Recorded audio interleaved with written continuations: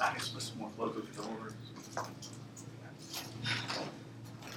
So, I guess, not coming, they got their stuff, They don't have all of this, and I'm not doing anything else. great, thanks.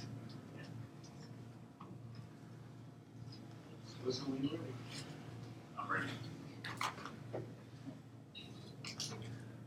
The Alpharetta Department of Public Safety is releasing information today that culminated from a undercover operation involving the DEA office, the DEA task force out of Atlanta, their agents, and our undercover detectives.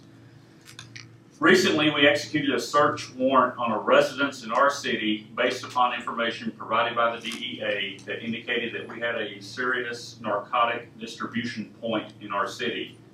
Based upon this information, the DEA conducted a surveillance operation against the residents, determined that they had enough to obtain a search warrant, and at that point they contacted Alpharetta's undercover detectives to assist with the execution of this search warrant.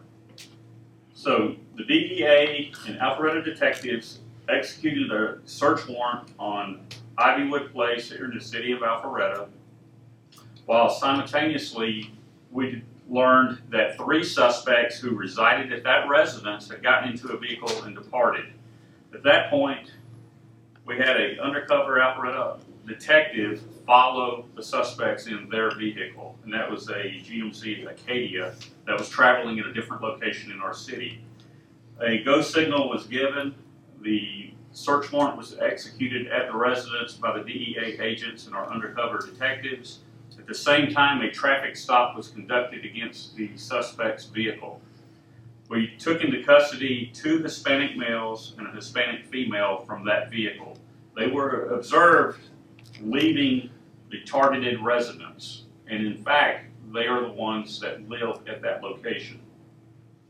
Based upon the search warrant that was executed, 3 large shopping bags were located in a master bedroom of the residence. Inside those 3 large bags was a total of 5 bags containing a total of 10 pounds of methamphetamine. The methamphetamine was wrapped up, it was not cut. Based on street pricing for 10 pounds of methamphetamine, we're looking at a street value of between $250,000 and $500,000. Additionally, we seized approximately $27,000 in currency from the residence that we believe was part of previous drug transactions.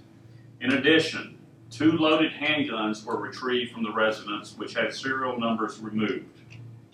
We brought in a canine drug dog from Alpharetta Public Safety so it can search in areas not accessible by agents or detectives. That drug dog alerted on a couch that was in the residence, and underneath that couch was approximately 3.5 to 4 pounds of marijuana that was packaged and concealed, ready for delivery.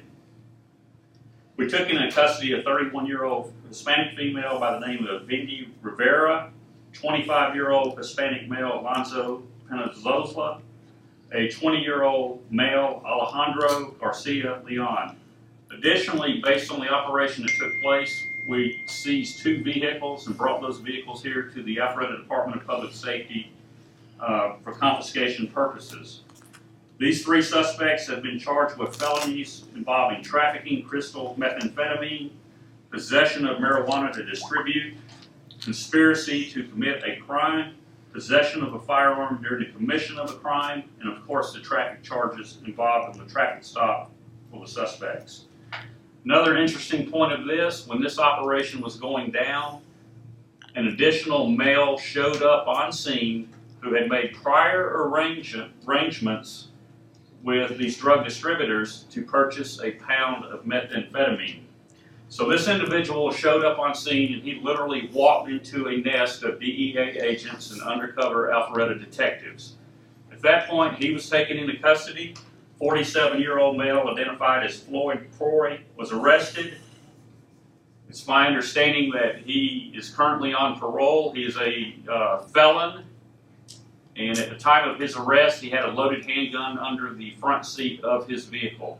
Additionally, he had 6 grams of methamphetamine on his person, and so he was charged with possession of methamphetamine, possession of a firearm by a convicted felon, criminal conspiracy, and possession of a firearm during the commission of a crime. I want to publicly state that none of this would have occurred without the cooperation and the leading assistance by the DEA. The DEA Task Force Atlanta is a phenomenal agency. We share information, we work well together with them, and they are the agency that brought forth this information. Hey, this is in your city, give us your undercover team, and we'll take it from there. And that's what led to all of these arrests. When you talk about 10 pounds of methamphetamine, you're looking at a significant amount of narcotics that can go throughout the North Fulton area.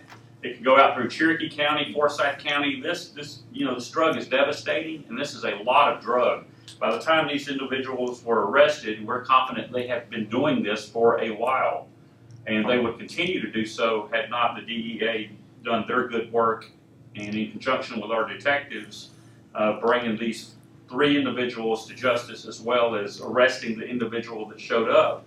Because Floyd Croy was going to purchase a pound of methamphetamine, and we're sure he was going to distribute that to other locations.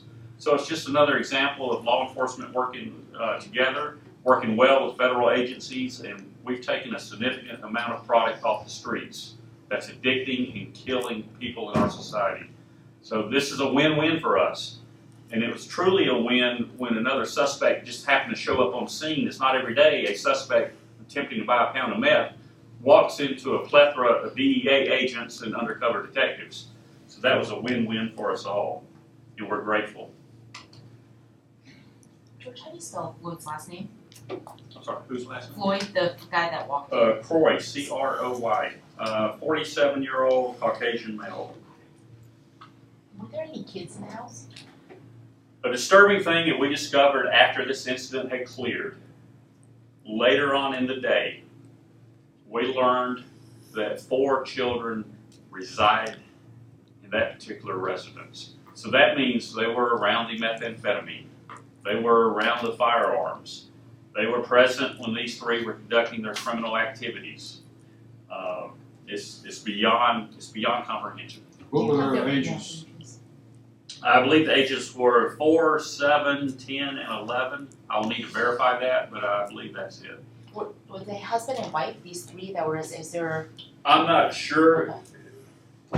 Each person of those 3 has a different last name. I'm not sure their relationship at this time. That's something I can inquire about and get the answer for. I simply don't know at this What point. was the biological relationship of these children to any of the suspects? I believe it's going to be the children of Riviera, or it could be somebody that's staying there that's not biological. I don't have that information yet. So we think it may be the mother. It could be. I will verify that and get back with you. What time was the arrest made? I don't want to give out any details at that point yet, and we can talk about that later. Well, we can assume it's daytime because the Yes. kids were obviously at school. Right. Can we find out the date? Was it yesterday, 2 days ago? I believe August the 10th, the search warrant was executed. It takes a while to process the narcotics seized. It takes a while to get everything, to get information from the feds and tie all the paperwork together, get these individuals processed. And we're confident to give this information today for the reason, usually when you have a large narcotic distribution event like this, it leads to other investigations, other distribution sites, other key players involved. We want to make sure that circle is clean prior to releasing the information. And we're confident at that point. That's why we're coming forth today with this information. As far as the 3 who were arrested, were they part of a larger group? Were they the only individuals involved in this distribution? Where do they fit in? We know that they're the only individuals that resided at this particular residence. Obviously, moving 10 pounds of methamphetamine, they have other contacts. They were questioned by the feds, questioned by us, and they're simply not talking. And that may be based, they understand the magnitude of what they're facing. Are they legal? It's my understanding that they are non-citizens. And the house, was it in a nice, upper class neighborhood, or was it, The What was the address? Ivywood Lane It's 161 Ivywood Lane. I believe that's an apartment. I have not physically been on scene to that location, so I don't know the answer to that. Were they making the meth there, or did they just? No, that was a distribution Straight- point. We don't have any evidence of methamphetamine being created there, but it is a significant distribution point based on the amount of currency, the amount of product. And obviously, we had the one individual coming to purchase a pound, which is costly, and he was probably going to cut that and distribute that to other areas of our community. How long do you think they were operating from that house? I don't know. I would have to refer to the DEA on that. I simply don't know. And do you know where the drugs were coming from by chance? I do not. But that's part of the normal investigatory process that the DEA follows, and they're the experts in the drug field. I'm sure that they have followed all avenues that they can. I'm simply unaware of that information. Did you mention the cartel earlier? Did you mention the cartel earlier? Or some connection? There's information to believe that they are connected to Mexican gangs. That's being evaluated and looked at, but it's my understanding that that's more true than not. And obviously, I mean, one of the individuals is age 20, the other's 25, one's 31. That's pretty young to be involved with this, especially with a $250,000 to $500,000 in product. So we're sure that they have sent product elsewhere in the past until they got caught. And we don't know those relationships, but that's something that we're looking at. Plus, like, the DEAs are the experts with this. And I'm sure they're looking at other investigations they have, other areas of interest, and they're gonna, if they can tie this into this group, they will, and we'll get informed of that. But right now, it's my understanding that these three were a distribution point, and subsequently, they're responsible for what occurred. So I'm curious, when you say distribution point, were people come, like Floyd Croy, people were coming to their place buying? Yeah, it's like a holding area, and you put in an order for how much you want, and they decide, okay, we cut it, the street value's this for this week, this month, this area, and we'll sell the product to you for this price. That was a distribution point. That's why the fourth individual arrested, Mr. Croy, was coming to buy a pound of methamphetamine. Because evidently he either had an order for that from somebody, or he was going to buy a pound and sell it and make profits himself. So they weren't selling them, they were having, so they must have had a lot of No, they traffic had people coming to that residence to purchase. And we seized $27,000 in cash on site. Do we know how Were they long? more like the wholesalers though? Yeah. Remains to be seen, I don't know. So it's still, this investigation is still going on? Oh, I'm sure, they really truly never end. If you Yeah. just keep people's names, locations, and what they've been arrested for in the back of your mind, how does that tie in? We've arrested people in the past that their name would pop up a year later. It just depends on where the investigation goes. We're Okay. confident that we have these three in custody, and fortunately, that fourth suspect showed up on scene, and now he's still taken into custody. We're just pleased that we got 10 pounds of methamphetamine off the North Fulton market. I mean, it's devastating, and this drug could have went anywhere in Georgia. It could have went Cherokee County, Forsyth, but because of good work between the DEA and Alpharetta Public Safety, we have 4 people in custody, a lot of narcotics removed from our community, and we're grateful for that. Other than Croy, did the other 3 suspects have a criminal background? I know they're non-citizens. I'm not aware, I just don't know.